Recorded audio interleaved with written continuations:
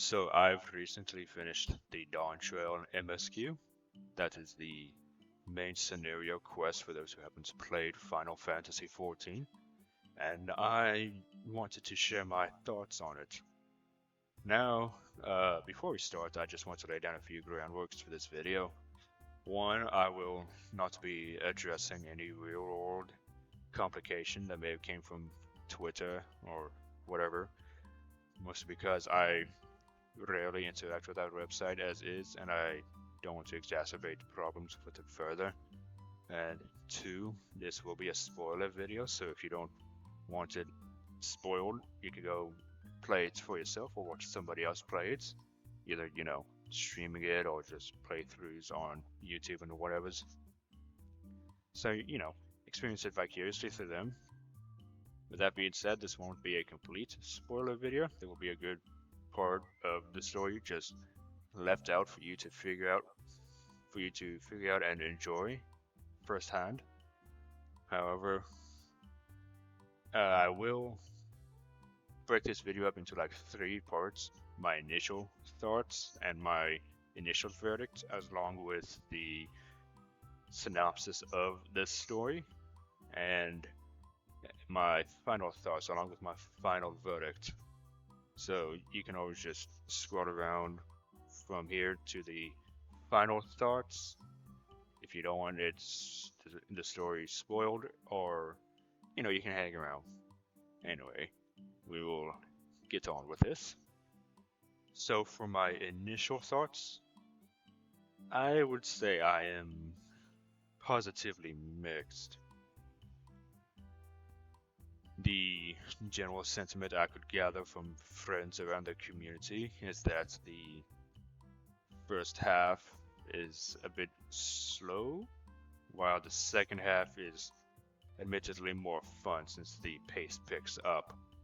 And while I do agree that Act 1 is a bit slower paced than Acts 2 and 3, I have had more enjoyment in Act 1, whereas Act 2 writing started to waver, only for it to die straight off my cliff of interest once Act 3 started. And while Act 3 did have its moments, it didn't hold my enjoyment as Act 1 did. And so by the end of the MSQ, however, after experiencing the story in its entirety, I would have to give it a 4 out of 5. The music by the sound division is always amazing, because Final Fantasy's always had that good music score compilation, and Final Fantasy XIV does not lack in that regard. They always know what strings to pull to make you feel in the moment, even though some of them may be reused pieces, but it's Final Fantasy XIV using 14 music pieces. It would be like somebody complaining about the Imperial March playing whenever Vader is on screen in some fashion or another. Their voice acting, when, prevalent and when it's used, is alright. I have no issue with their voice acting, but their character writing is something I do take issue with, and something that I will address later on. So we'll keep that in mind. But the overall story is pretty neat. Coming off of Endwalker and that storyline, and having to sort of rein people back in from the end-all be-all of everything and you stopping it and whatnot. Granted, they did sort of start that climb back down in the Endwalker post MSQ, and that was something that was really fun to play as. And Dawntrail is sort of like the main stage of us coming down from Endwalker, and I think they did a pretty good job with it. And that's honestly going to be my initial thoughts on it. A 4 out of 5. So we'll be going over the spoilers next. So if you want to go ahead and skip, you can skip to the timestamp somewhere on the screen. or if I have chapters, I'll probably use that. Anyway, let's get on with the spoiler stuff. So, Act 1. Now, this isn't an official sort of naming convention for the acts. It's something that I've sort of came up with since there's like 3 trials. To me, there's 3 acts. So, before we actually dive into the story, let me just start off by saying this. MMOs really need to stop advertising classes slash jobs slash whatever they want to call their player classes for an expansion, only for them to be underleveled for the expansion. I've experienced this like once before when I was playing Wrath of the Lich King in World of Warcraft back in like 08 and at that time frame when you could unlock the Death Knight and play their starting area, and once you're done with that, you can't exactly go to the new continent without going to the old expansion first to finish off the either 4 to 2 levels needed to go to the new expansion area. Something I didn't really like, but Blizzard fixed that in Legion back in 2016 with the Demon Hunter, where when you got done with that introduction questline, you immediately went to the new expansion. So hopefully if they come out with new hero classes or classes that are introduced for an expansion, they can keep that up. And it's something that I would like other MMOs to pick up on. Now, granted, when Reaper came out for Endwalker, I didn't play Reaper for the main MSQ, just for the post MSQ for personal story reason. So I'm not exactly tooting my own horn with that, but I'm sure there were people who wanted to play the Reaper for the Endwalker MSQ, but I had to wait a few while longer to actually get them up to the high level to start the MSQ, and that's how I feel with Viper, since Viper was Viper and Pictomancer were both advertised in the trailer for Dawntrail, but when you get them, they start at level 80, meaning you have to level them up 10 levels before you can actually start questing in the new area, which is a bit of a bummer, but that's their prerogative, and I highly doubt if any MMO developer hears this, but if they do, if you're gonna make a new class and you're gonna advertise it, let players play it in the new area. Like if you want to start the classes off at, let's say, level 80, then just have their quest line be available to do throughout those 10 levels, so we can experience the, let's say, Viper storyline and then go into the new expansion. Or you can release the new classes in a patch or so before the expansion comes off, so we can, experience the classes and then go into the new expansion with them. But, I'm not a game developer, I don't come up with this stuff, I just play the games. And that's just something I would like to see done. Even if it's not, it's whatever. Anyways, on to Act 1. So, as Act 1, as I've said before, is my favorite of the 3 acts, and it starts off in Sholian.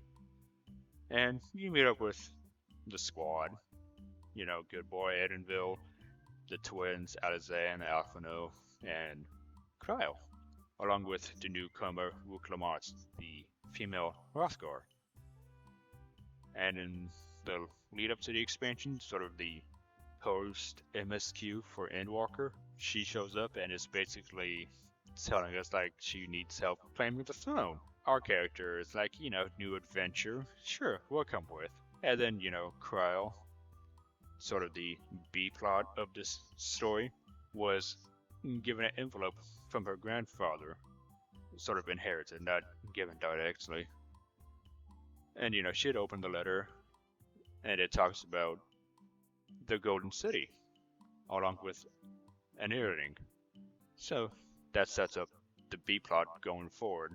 The A plot, Wuklamarts and her coming of the Dawn Servant, and Cryon and her finding this golden city along with what her earrings mean. So we set out across the sea, and while on the open sea, we talk with the other passengers, and then sooner or later, a storm comes. And that trope of it's always a harsh storm whenever the main character is out at sea. But something that I've noticed while looking back at the cinematics is that Edenville does talk about the sort of Bermuda Triangle of this universe, and our ship sails through that Bermuda Triangle, so that explains why we have rough waters. But it's still a very it's a trope, I'll say. It's not one that I personally don't like or whatever, but it is something that happens. So the storm passes, and you arrive in Tuliyola, and I think everybody can agree with this, but the city music being that jazz is just honestly hilariously awesome, in that it's something different from the normal city musics with their feeling of, grandeur and big band stuff. Whereas here it's just jazz, just relaxing jazz. So you get acquainted with the city, get introduced to the inn, the shopkeepers, the different districts, and all that stuff. And during that, you come across these pillars that tell of Gulu Jaja's, Wicklamart's adopted father, story, and how he united the western continent of, I think it's Yaktul. I think they're both continents are just called Tul. And you have Yak is south and Zuk is north. Anyways, you look at these pillars and you understand the story, the 7 pillars, and this continues up the quest. And then we get introduced to a 2-headed Exotl, Bakul Jaja, who is our antagonist for Act 1. And, he does the typical tough guy, main antagonist routine that we see in a lot of anime that has these kind of tropes. Where there's a thought left me there for a moment. My apologies. Anyways, after coming into Bakul Jaja's radar and shooing him off with his aggressive wording, we head to their palace. And there we meet Gulu Jaja fighting who else but Estinian. And after their bout, Estinian basically tells Gulu Jaja that fighting us would be better than fighting him. And then Estinian, leaves off to do his stuff. Estinian walks off, and he's always the bounty hunter, the guy who's always off on his own. Kind of like that, honestly. Gulu Jaja, after his bout, basically calls forth the claimants of Wiclamart, Kona, who is a Mikote, actually, little cat boy. Then we have Bakul Jaja, the 2-headed Exotl, and a 1-headed Exotl named Zorja, who is sort of this champion of the Landsguard, the army, and is described as a warmonger, along with being the true son of Guru Jaja, who, as opposed to Wicklamat and Kuna, who are adopted. Now, this is sort of said to be a big deal, since 2-headed Exotls, cannot sire children. But, here he is. Kinda cool. Now, Gulu Jaja gives us this spiel. He wants to pass off the throne and, call forth the 4 claimants. And he decides to give them a challenge. And whoever wins this challenge will be the new Dawn Servant, their ruler of Tuliyola. The challenge is to find the Golden City. If it wasn't obvious, this new continent is basically the Americas, the continent west of the old world. And man, it even comes, completed with ponchos and tacos. And so, given the quest, the claimants set about the way. But before that, Gulu Jaja gives us 7 tablets, each a small copy of the pillar that we saw earlier, and it's up to the claimants to follow in Guru Jaja's footsteps to find the Golden City. Now, what's neat is that for the first area, you do have 2 options to choose from, but it doesn't change anything, which is a bit sad. Would have been cool if there was some sort of choice to go with there, but since there isn't, it's ultimately just whichever zone you want to go with. No diverging storylines or choices or whatever, but it was a neat little tease, I guess. The first zone that I went to is called Kazuma Uka, or something like that. My apologies if I get these words mixed up or something. Anyway, this is a swamp inhabited by the Hanu, with colorful feathers as opposed to the grayer feathers of the Vanu of the Sea of Clouds from Heavensward. And the first trial there is to basically aid the Hanu in restoring their flow for the ceremony of the Dawn Servant. And in order to fix that carriage, we need some reeds, but in order to pull the reeds, we need to help them in sort of recovering their crops. Since their crops haven't been growing lately, we have to find alternative means to it. We, Wuklamat's troop, tend to it via magical means. While we do see Kona, who comes up and is basically the science, the nerd, the guy who's more into technology as opposed to more, the more America thing than everyone else. So he comes up and basically uses science to tend to it. And with that said, they both gain their first keystone. With that, we move on to the second zone, Ukapacha. Ukapacha is basically a mountainous area. I get a lot of Andes mountain vibe with that, which I think is what they were going for. And in there is a race of short-statured people called the Pelupelu, who are expert traders. And throughout the MSQ, you the MSQ for this area is essentially just bartering, which is a neat little system. It's a shame that there's no tribal quest or just a quest in the area afterwards to sort of, expand on that. But it's, whatever. It's a neat little thing that they don't expand on, which is a shame. So the trial of this area is Wuklamat has to claim an alpaca. And, it's kind of cute seeing Wuklamat sort of be afraid of alpacas. No, it's not like she's deathly afraid of them. It's just, she's annoyed by them. And, they do spit. So it's understandable. But, after learning of the traders and their ways, Wuklamat is to wrangle an alpaca by herself. And the person we meet up here is Zaluljaja, well, not Jaja, just Zaluja. And instead of going out to wrangle an alpaca by normal means, he goes out and asserts his dominance over a legendary golden fleece alpaca, which is sort of a trend in Final Fantasy XIV. The rare animals are just gold, which is, cute. But, Wuklamat sets out. She claims her alpaca and comes back and, gets the second keystone.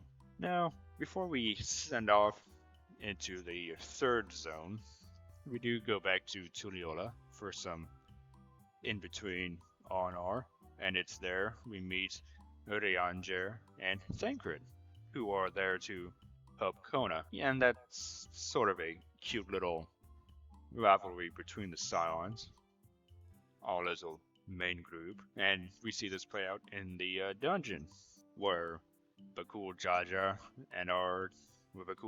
Kona, and Wuklamat's team are all heading down the river.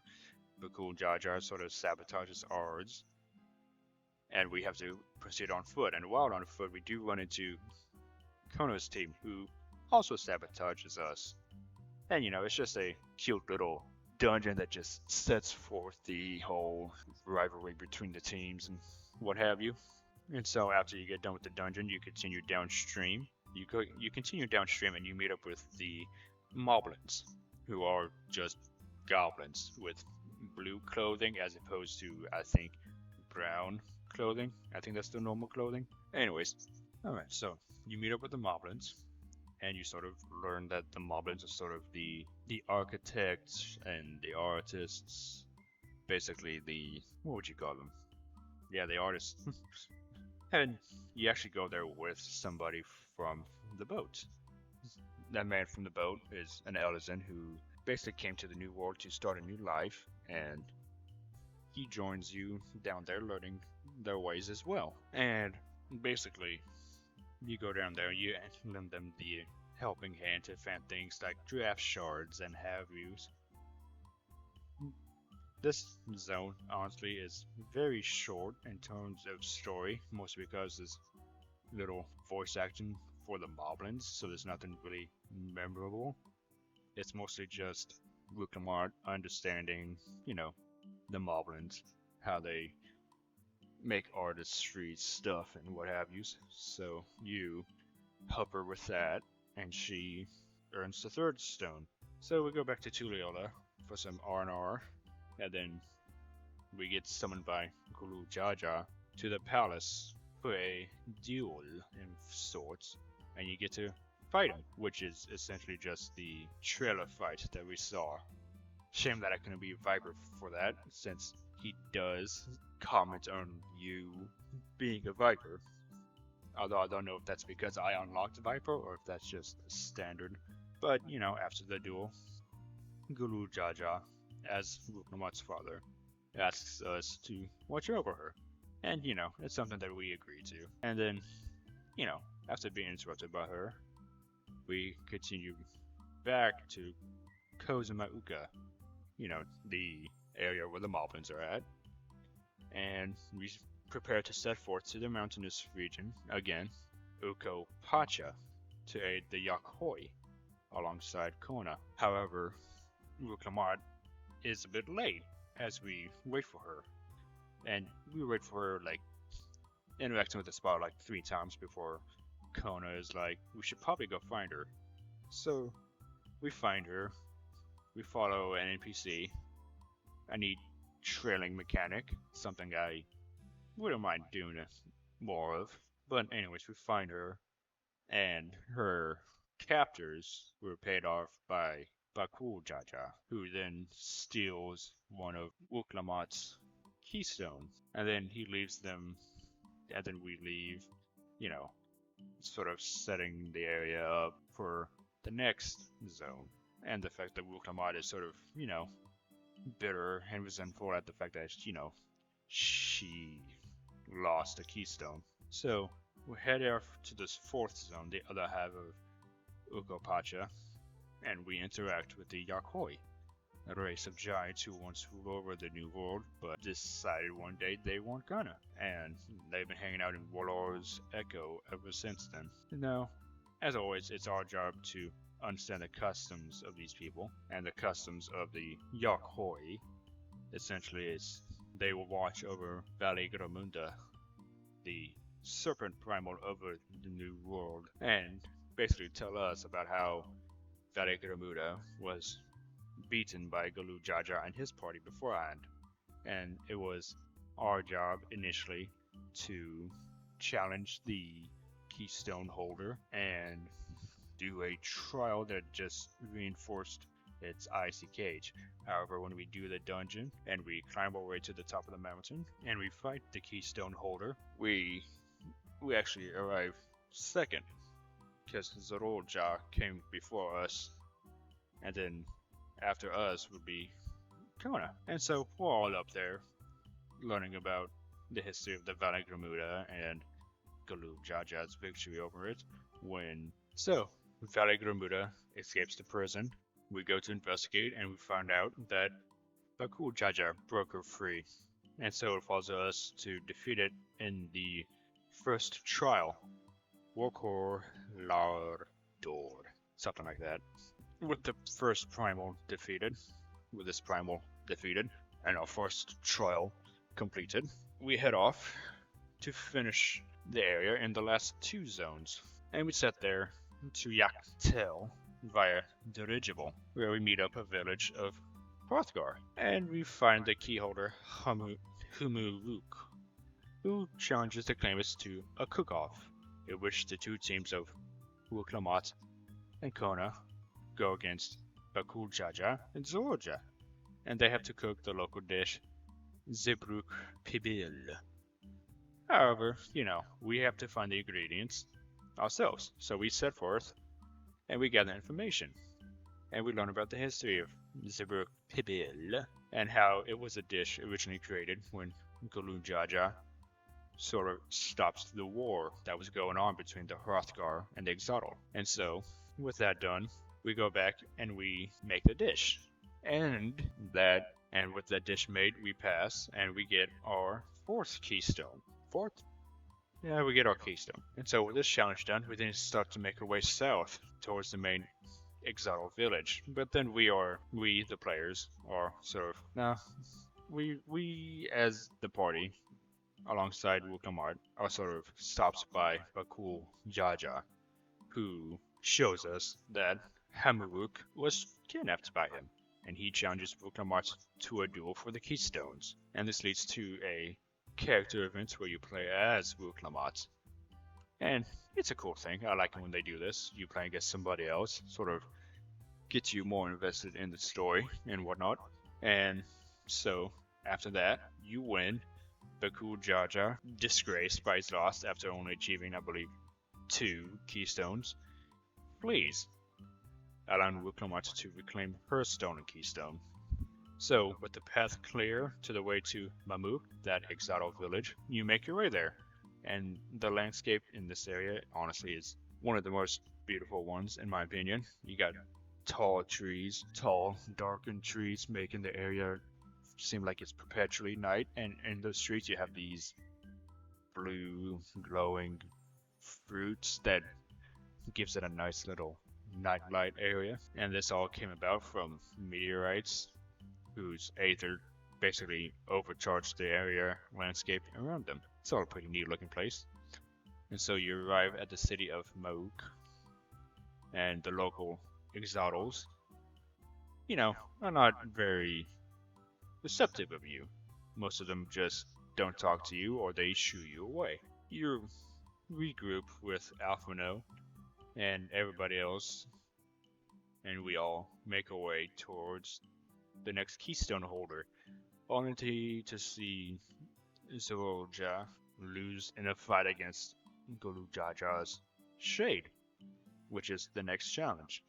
And after he loses, Zorja kind of gets mad and attempts to steal the keystone from Zerilja, the keystone holder, only to fail and to basically be disqualified from the claimancy.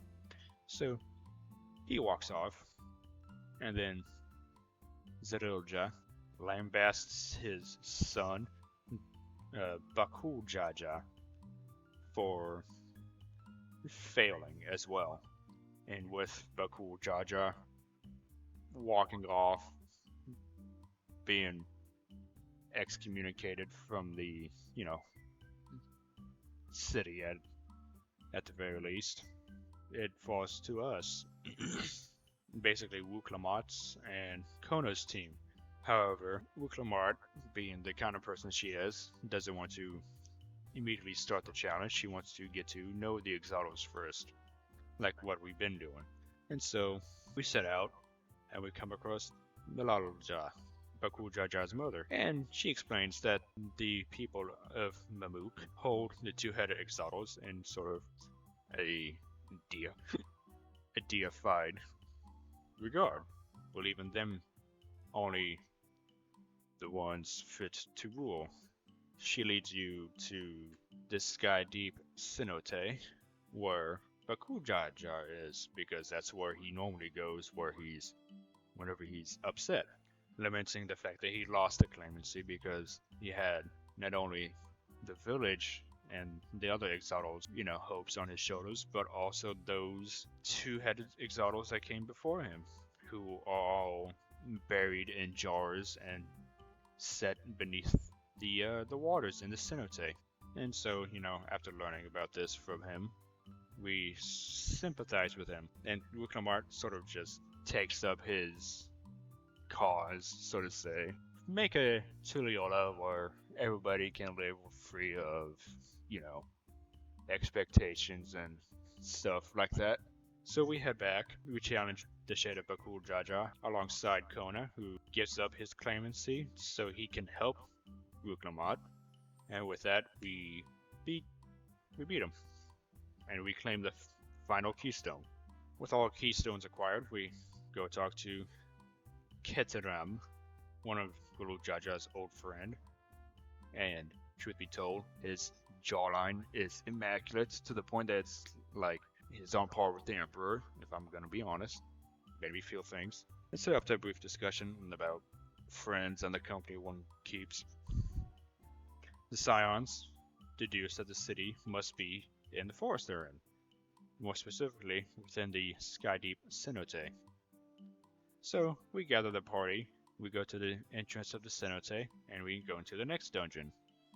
Now the first half puts us on a path through the cenote itself, where we're basically underground and whatnot. And if you actually take a moment to stop and look in the water, neat little detail, you can see hundreds upon hundreds of jars in the water, meaning there have been literally hundreds of two-headed Exodals before Bakul Jaja, which is kind of dark, kind of sad, something that I hope, we can explore upon later. But, we go through the cenote, go into the second half of the dungeon, basically turns from this underground burial epitaph area into a honestly familiar set of stones, very deep black with gray and energized by purple glowing. So we make our way to the end of the dungeon, fight these new enemies, and we come face to face with the entrance to the Golden City. And with that, the Golden City is sort of found. We return back to Tuliola, witness Wuklamart's ascension as Dawn's servant, alongside Kona, with Wuklamart stating that since her father had both a head of reason and a head of resolve, she would be the vow of resolve, while Kona would be the vow of reason. And so Wuklamart, also caught up in the moment, attempts to get us to, settle down in Tuliola and help her out. But, we being the main characters, being adventurers, we turn that down so we can go, explore Zaktural in Act 2. So, Act 2, exploring Yaktural, which is the zones that we were just in, is sort of like tromping through South America and Central America with all the various cultures that we saw on display. Zaktural is sort of exploring at least the western half of North America, mostly because if you actually pay attention to the map, you can see that Final Fantasy took a page out of Warhammer Fantasy's book and just made the map into a poorly drawn rendition of Earth, and it's honestly kind of cool. I like it. The new map even has Australia covered in dragons, because even in fantasy, Australia is just a place you don't want to be. Anyways, in Act 2, with Wuklamart and Kona settling down into the worlds of Dawn's servant, you and Edenville head north to explore the lands of Zaktural and eventually go to Edenville's home. And I think everybody kind of likes this area as well because it's got that Wild West cowboy theme. And honestly, I wish I had a cowboy hat for this area because it would have gone great with the poncho. But, that's neither here nor there.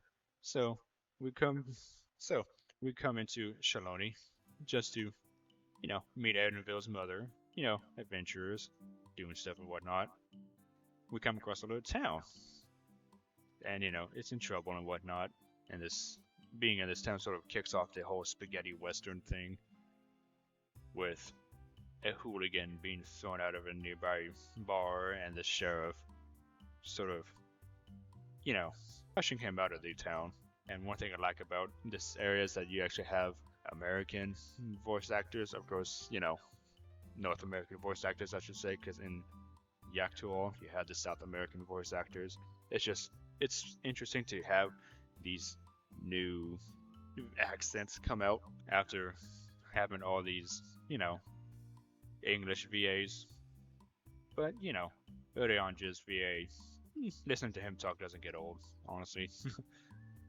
So, with the hooligan out, and, the sheriffing, sheriffing, you talk with the locals, you get information about what's going on, and who the hooligan was, because, the hooligan was stopped from shooting the sheriff by Estinian.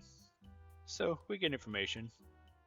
We talk with somebody from Edinville's past, and we come across the hooligan earlier, who is, hell-bent on proving his friend's innocence, and this leads us to dealing with some bandits in a very creative way, involving pterodactyl manure. And so, with our little trap in place, we disperse the bandits. We come across the fact that the sheriff is actually the bad guy. He is, stealing all the jewels of the town. So with this in mind, we challenge him to a duel in the typical spaghetti western way, in the, high noon of sun, midday kind of deal. But it's not going to be us who challenges it. It'll be Zekoa. And they shoot, and the sheriff is dealt with, and he runs off. Now the second half of this story, we head over to a train station. We help them sort of rebuild the trains and whatnot. Rebuild the train roads, the railroads and whatnot, to, get a train going from Shalani to Edinville's home. However, earthquakes have been happening and whatnot. We'll lend our hand to some familiar faces, and with the railroad finished, we send off the first train.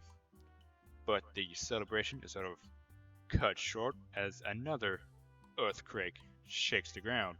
And in a bright flash of light, the skies darken, and an electrified dome appears over Edinville's home. And, before we can process what happened, ships appear from the dome in a very familiar black stone appearance, and they make their way to Tulliola.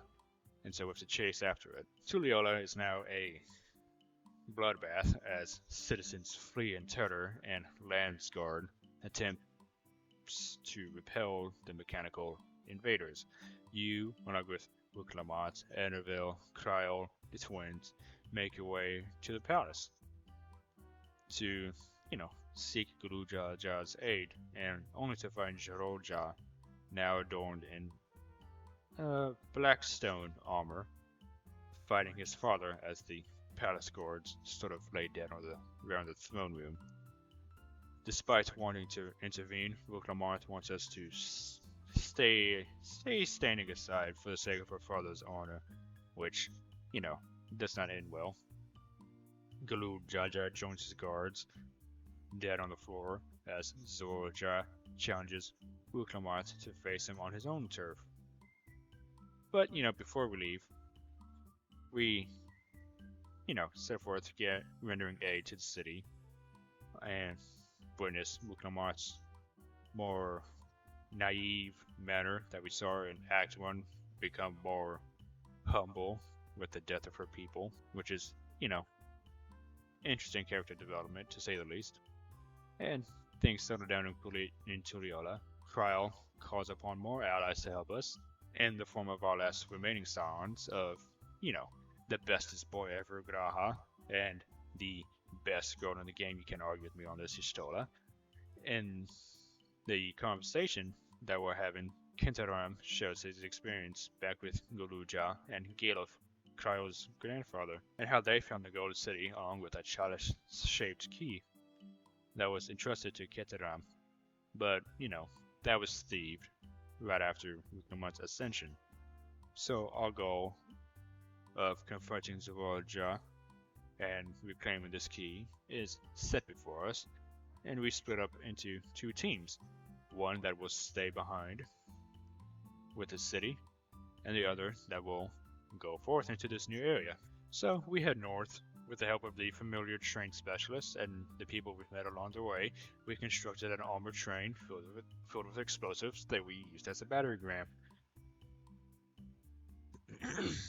And with that done, we break through Zvorja's checkpoint into the dome and onto the next dungeon. Now, the final boss in this dungeon has two phases. As you defeat him in phase 1, he gets revived, complete with noise, complete with the reviving sound effect and everything, which is pretty cool. With the dungeon done and well over with, we head our way over to the new zone, named Heritage Found, and it's just a desolate, lightning-riddled landscape that was once Edenville's home. But, something is a bit off, since it's weird that it's a desolate place, despite Zaktural not being a desolate place.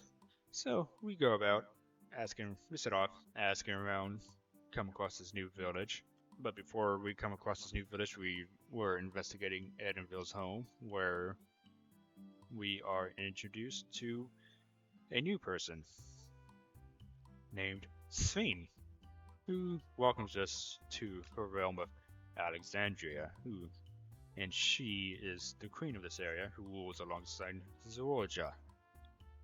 Now, this ruler, she's a bit spirited. She has her fun. She shows us around the area, leading us to a town at the foot of a giant tower, where we meet people who have very similar devices on their head as the dungeon boss. But we'll deal with that later. Specifically, after we learn about their neat little farming methods and whatnot. Then we come back to witness the passing of a familiar face who was on the train that we sent that was caught in the dome.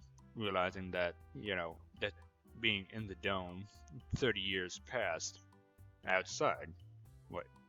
30 years passed inside the dome as opposed to outside, which is why everything looks so desolate and whatnot. And after the person passes away, Graha, Inkrile, and most of the other Scions are hypothesizing that the realm inside the dome is that of another reflection, like the first from Shadowbringers. And so, Sphene invites us into the tower. But while she deals with registering us, she sends us to the Thunderyard to find Edenville's mother. However, before we leave, our character takes note of a sort of glowing effects that happened on the mayor's head device. And when Wuklamot expresses her gratitude for staying with her friend during these 30 years, the mayor tells us that, he doesn't remember them, though he reassures us that whenever this happens, their memory of the departed is just sent into the cloud. So, they could always be remembered. With this knowledge, kind of making them seem suspicious, we continue east to the Thunderyards, where we meet up with Annabelle's mother. However, she's not herself, she's in a floating robotic body, and after, cute moments between her and Edenville, she explains to us how these devices work. In that they harvest souls from the dead and give their souls to somebody else, allowing them to survive multiple deaths, while their memory half is saved in the Everkeep. And interesting tidbit to be sure, but when we see this in action, Edenville's mother explains that the devices are loaded in both soul of man and a beast. But if one overloads the beast aspect, they become, more beasts than men. Very reminiscent of the Void Scent we fought in the post-MSQ of Endwalker. But, this is all said and done. learning about the new devices and what have yous, we head up to the Everkeep. So, inside the Everkeep's residential area, Solution 9, as it's called, you get a very Blade Runner slash cyberpunk feel with this future looking aesthetic. And funny thing is that they're all using like the PvP gear, which is very modern looking, which I find to be kind of cool. And so inside the zone, we talk to the Queen Fiend, and from her, we learn about how the reflection she's from essentially developed into a war over this electrically charged Blackstone. And at the height of their war, they triggered a calamity that turned their world into a hellscape. And after all that is said and done, turned into a landscape, she wants to tell us more, but being the weaker ruler of the two, she can't. And so she takes us to meet with others. But, there's nobody there, and our sight happens to fall upon an exotic child. And we're like, that's new here, because he's like the only exotic in this area. So we follow him, and he leads us to a bar. And in that bar, basically in the back rooms, we meet up with Annabelle's mother and everybody else. And from there, we learn that the child exotic is Zororja's son, named Galuja. And being Wuklamar's nephew, she wants, what's best for him, and, wants to know what happens with him in his meantime. And Annabelle's mother basically just tells us, oh yeah, he goes out onto the land below and just hangs out in the old town area. So we follow him down there, and we come across, we follow him down there in another, tail of the NPC sort of thing.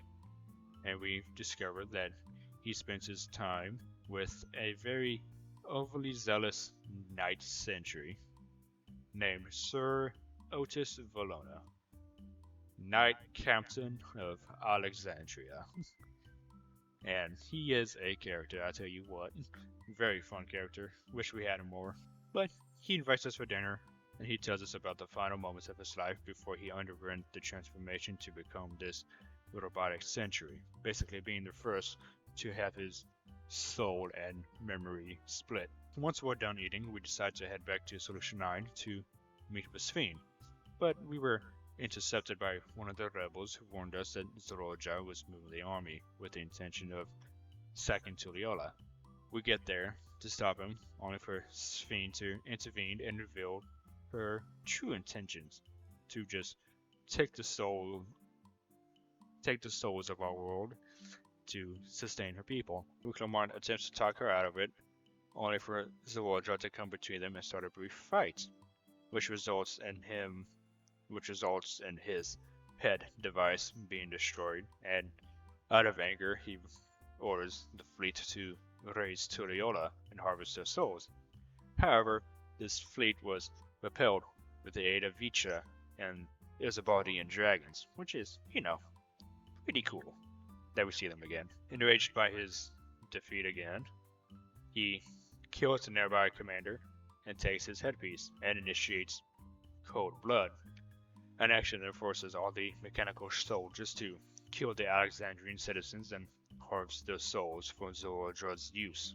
Galuja does attempt to persuade his father from doing this, but Zororja threatens the child and turns Otis to his side when he attempts to intervene. And, he goads us and Wuklamar into the Everkeep, where he takes Galuja.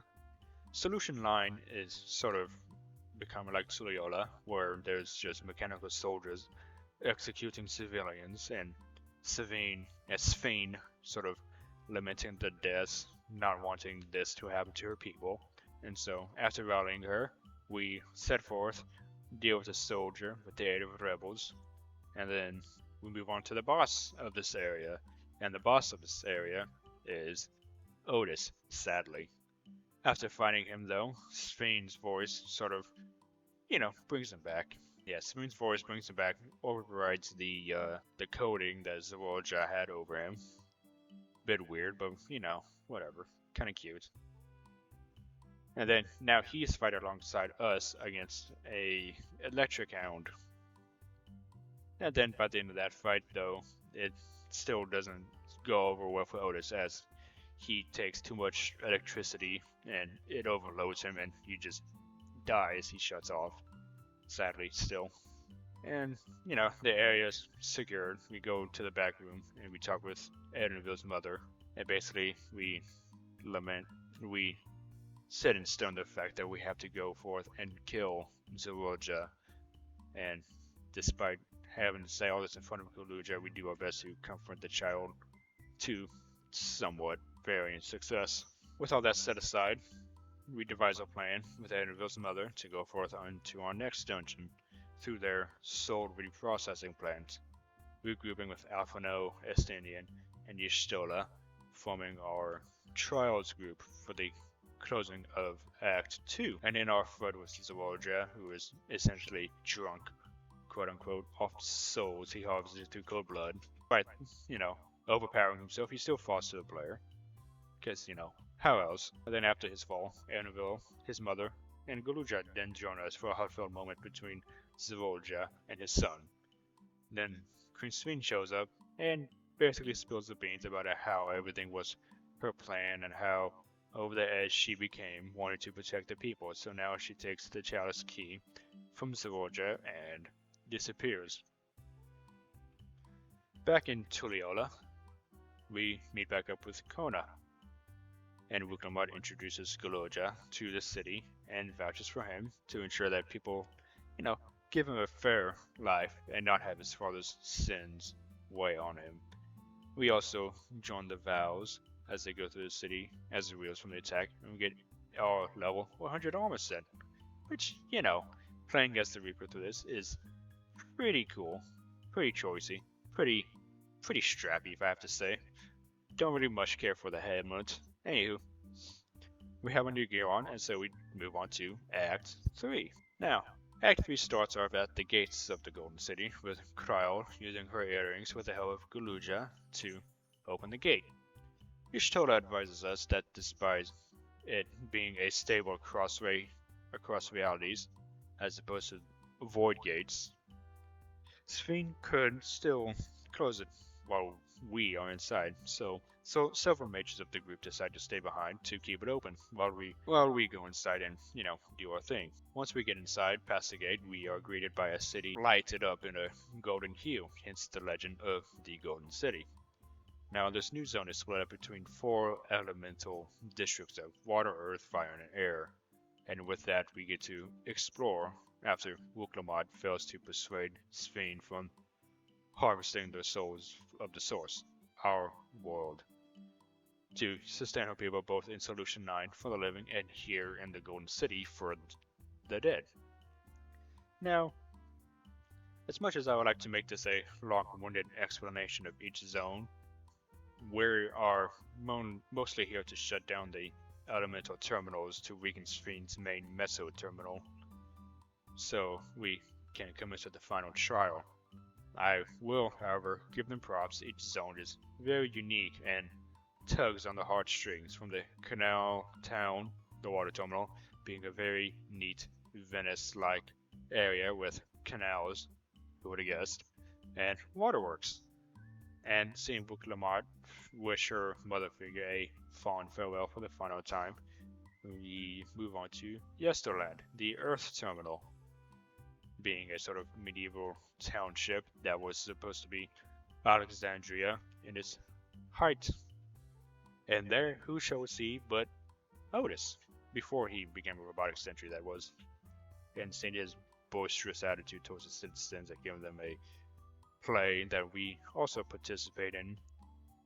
We shut down that Geo terminal, wishing him and everybody else of Yesterland a fond farewell. We move on to Isle Vacane, or the Fire Terminal, and its resort-like feeling in which we come across Kryl's parents, and, have that adorable action between them before eventually they have to disappear as well when we shut down the terminal.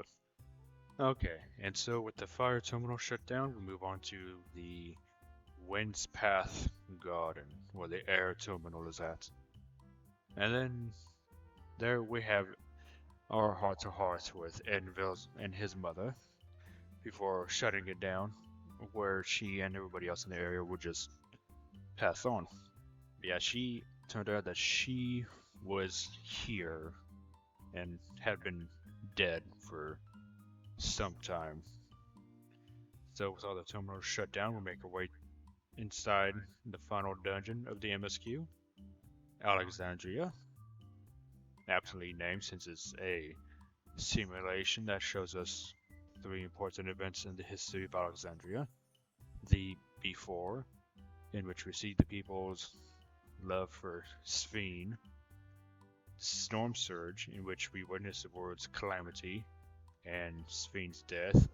And finally, the day after, in which the people start to rebuild and the scientists start their endless project to not only revive Sphene, but to also have the people continue living beyond death and to prevent permanent death. After the dungeon, we get our final trial in the MSQ, the Interverse, in which Luke Lamont attempts to reason with Sphene for one last time, only for her, Kyle, and Graha to be cast out, leaving us to our Asm Crystal to summon our allies and begin the last boss fight with the now Queen Eternal. Now, let me tell you, this fight is amazing.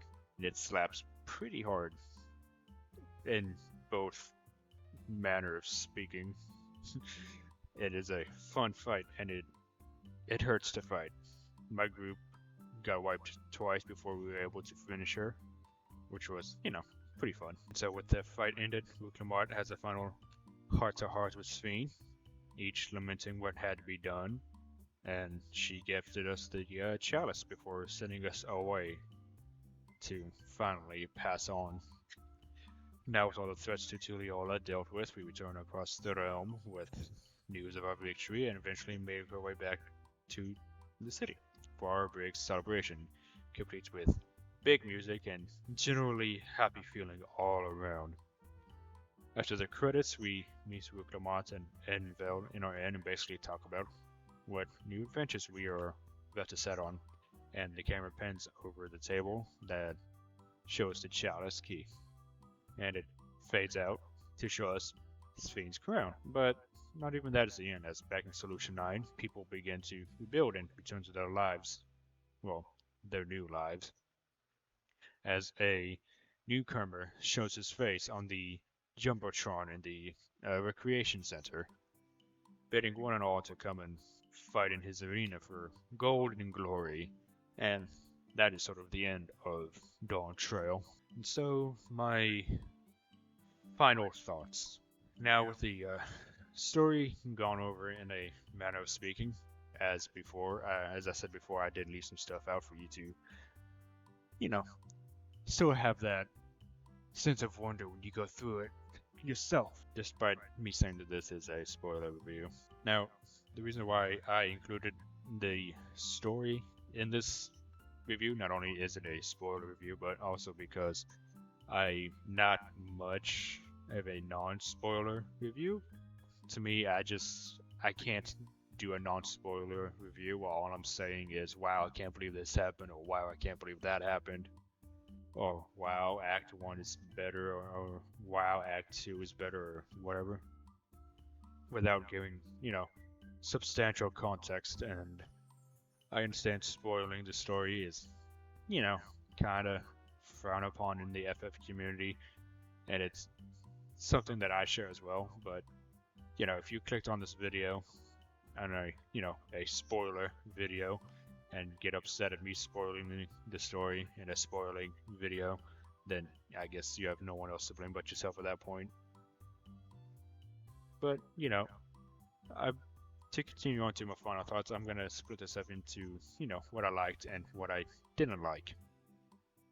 So what I liked about this expansion is the sort of return to being adventurers that we are. Admittedly, in Endwalker, we did step away from that role slightly, with the whole stopping the end of everything going on. and how low stakes this expansion is. Yes, Spain kinda did want to take the Aether of everything and move on, but when compared to Endwalker, it is rather tamed.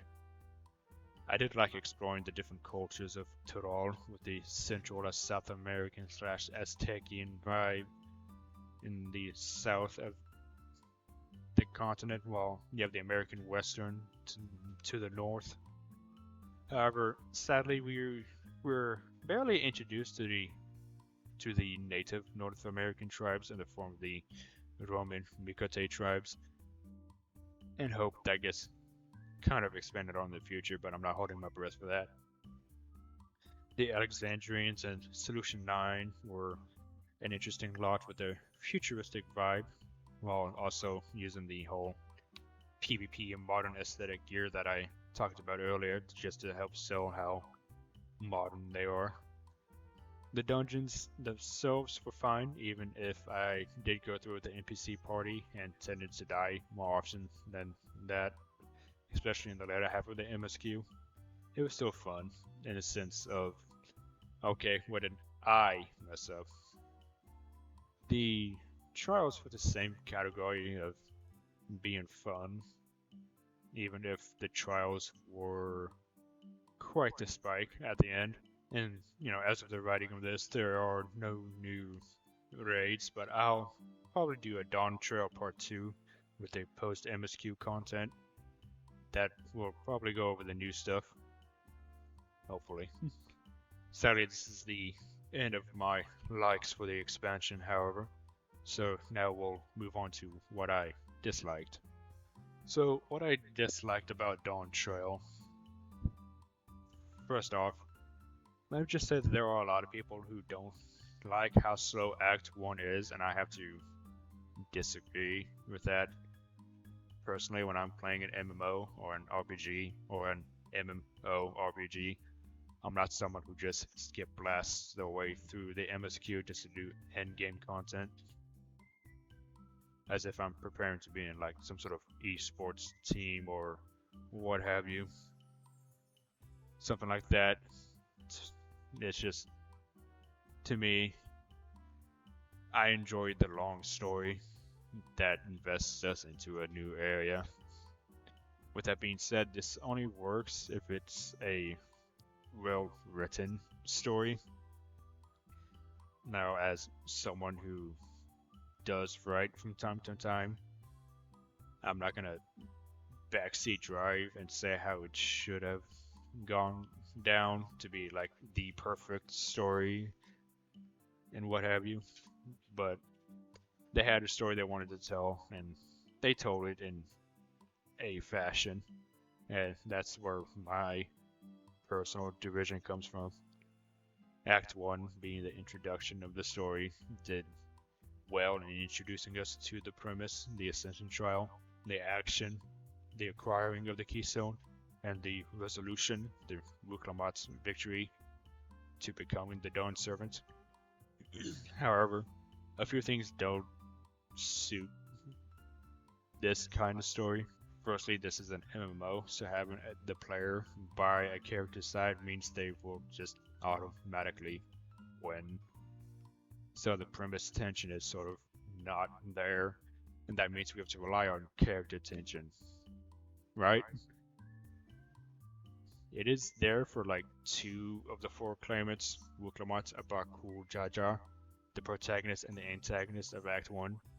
Kona was mildly developed in that he was, the voice of progress and modernity, and someone who wanted technical progress in the nation, and while joining Wuklamat the first time was fun, his joining the second time was a bit annoying, because instead of giving us a dynamic between Wuklamat and Zorolja during the cook-off, and seeing Kona and Bakul Jaja during that, they give us the easily obtainable win, which felt very God-given, in which the writers just wrote them into a victory and not really earned. The other characters that did not have any tension in Act 1 was Zorolja.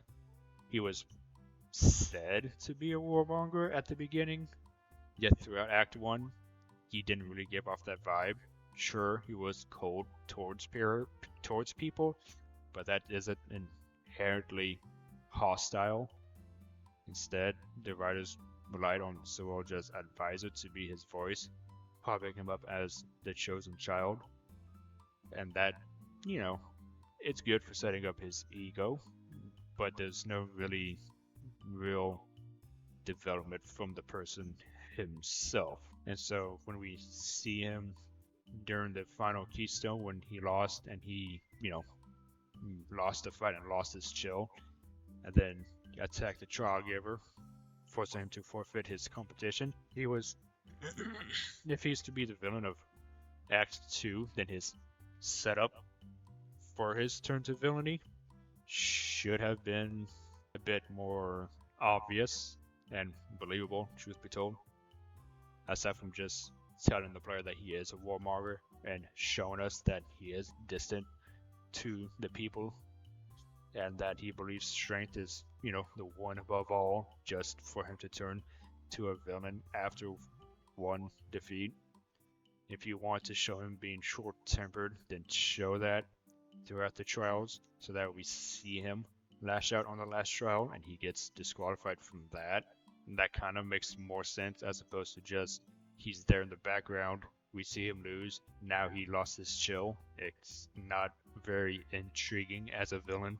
He doesn't need to be a secondary antagonist, just someone who we can see who has a problem and wonders if they will overcome it, only to see them fail. And that will set him up as a villain for Act 2. Now, I will say the general sentiment of Rukamot being sort of annoying during Act 1 is something that I personally do not share.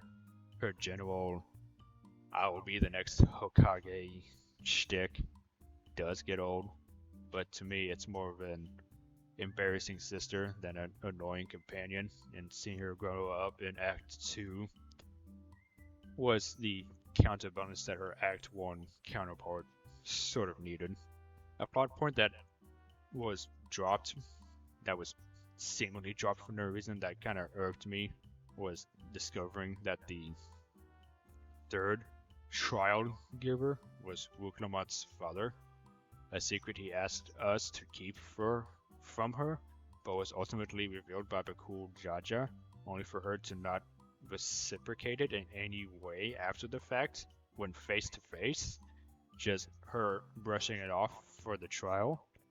Now, sure, we can say that she doesn't care for her birth parents who gave her up to Guru Jaja, but we were never given any prelude to this. Not subtle conversations about her being curious about her family, just the fact that she was adopted by Guru Jaja.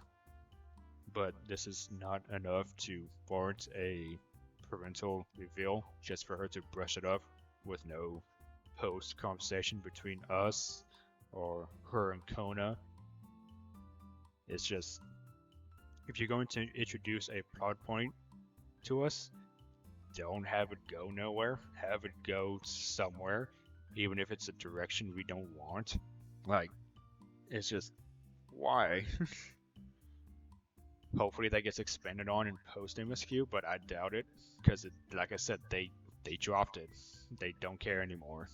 Rukamot just doesn't care for her family, her birth parents, and it's just that. It's sad, truth be told. Now, Act 2 is better in terms of character direction, mostly because we're dealing with a smaller setup cast of new people with enough development to service the story. Sven gives us a wonderful performance of someone who wants what's best for people and will do whatever she can to protect them. Soroja is the one that I take issue with, since this is a continuation of the last act. His motivation is pretty weak for me, as he's just someone who wants to dominate the world because he believes strength is the best. Sure, this is veiled behind the whole I want to be better than father shtick, but that was not developed in Act 1, and it feels more like an excuse for him to be bad and not a reason for him to conquer the world. This feels less of a character development and more of writers pushing the plot forward, trying to make him a sympathetic villain at a last moment, as opposed to just making it more believable over time. This all comes ahead for me during the trial fight with Zorja. For before the fight starts, he has a moment of clarity, only for Wuklamant to disregard him and metaphorically push him over the edge and start the fight. Like, why? Why show us that he has a moment of lucidity if there isn't going to be an attempt to reason with him? You can have a chaotic villain who has no issue with being evil. You just have to show us that he's willing to be evil from the get-go, and not someone who fails once and then decides that being evil is pretty neat. No build-up means no satisfying payoff. In essence, show us he's a short-tempered warmonger who thinks with the sword first, and not some calm person who lost his cool and decides that I'm going to conquer the world now. Act 3 is pretty short, being the conclusion. It sort of makes sense, so there's not a lot of character development, just character payoffs.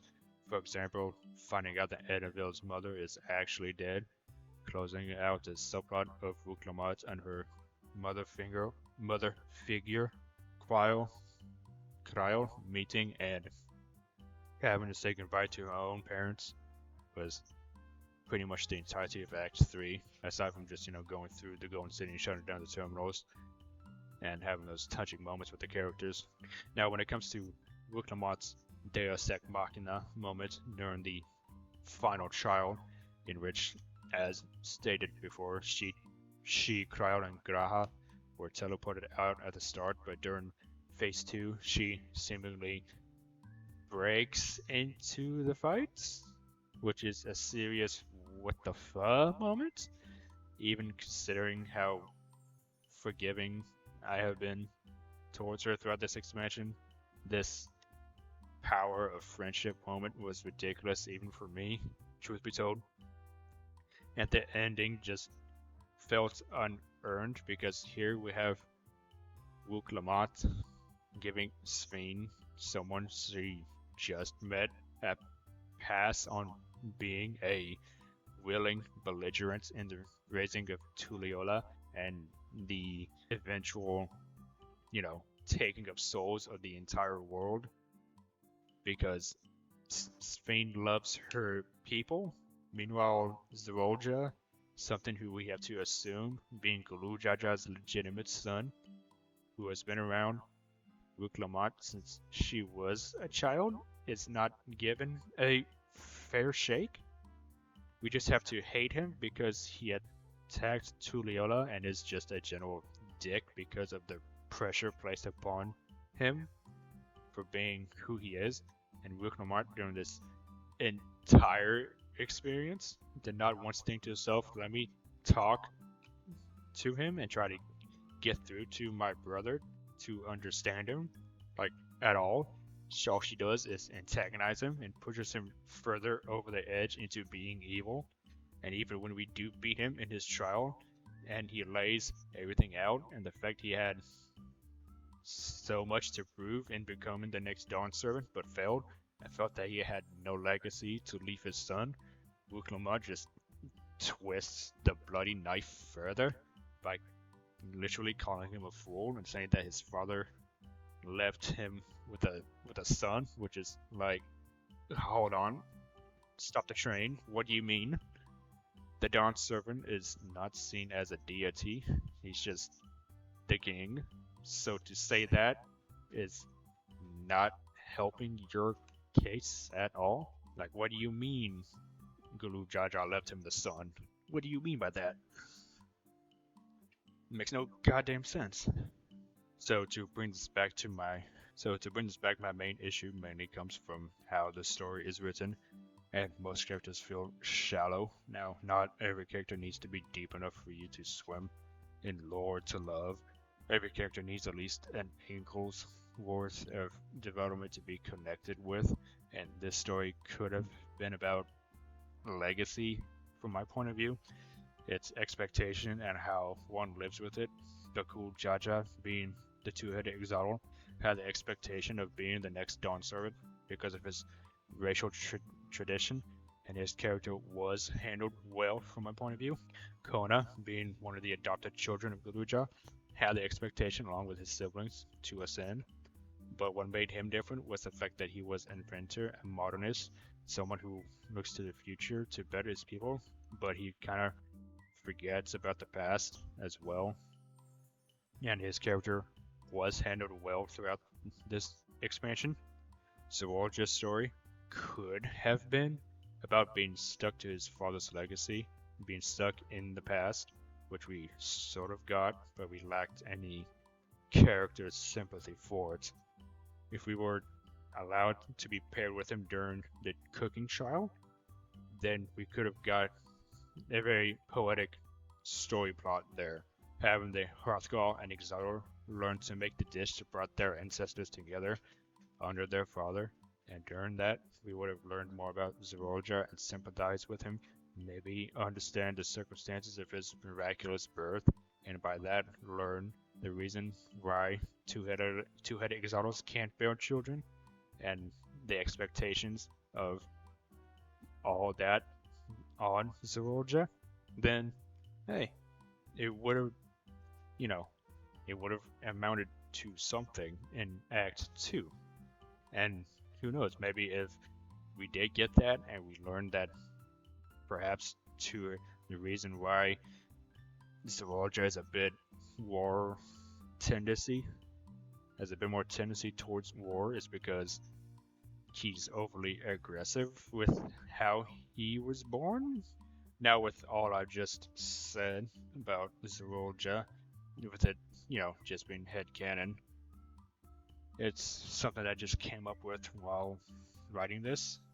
But, this being stuck to his father's legacy, being in the past, would have been what defines him, so that Wuklamart can be this middle ground for all of them. Wuklamart not being a child of destiny like Bakul Jaja, nor looking too far ahead like Kona, or being stuck in the past like Zawalja, but instead being someone who is pragmatic and at times naive because of her desire to protect her people. So when coming across Sphene in Act 2, whose love for her people drove her to do horrific things to ensure they will not, feel pain or have any kind of malicious beings harm them, she could serve as what Wuklamart could be if she does not, temper her naivety. Sadly, we didn't get any of that, and that was just a storyline that could have been, but instead we got what we did, which is Naruto, truth be told. Now, I'm already on page 10 of this, and I don't want to make this any longer, so my final score is still a 4 out of 5, mostly for this story. That being said, I gathered that the main story writers did change from, pardon any mispronunciations I may cause, but the writers changed from Natsuko Ishikawa, who's credited with being a writer since Realm Reborn, to at least 3 credited writers as of IMDb, who are Daiichi Hiyori, Tomohiro Kawasaki, and Megumi Onozuka, who have all been working on FF14 since Shadowbringers, with Mr. Hirori being the only one who has had prior experience working on Heavensward. Now, as I said, I don't want to backseat drive the writers. This is just the story we have, so it's the one we have to deal with. But that doesn't mean we cannot criticize it.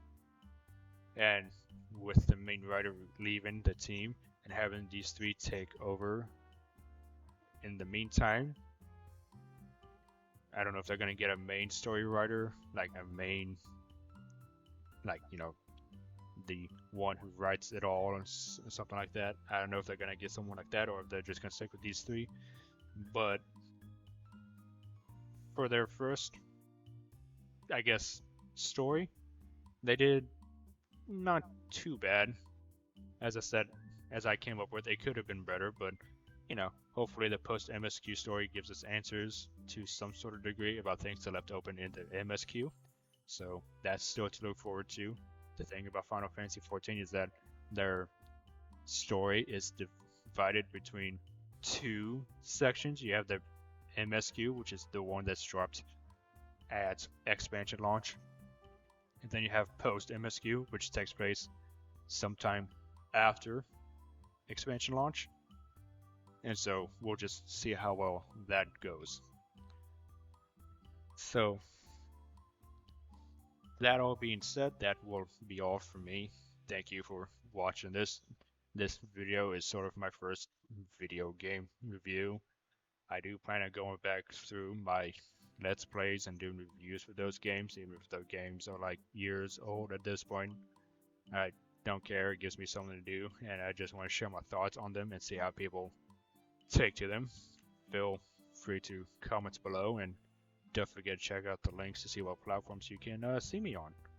Until the next video or stream or whatever, cheers.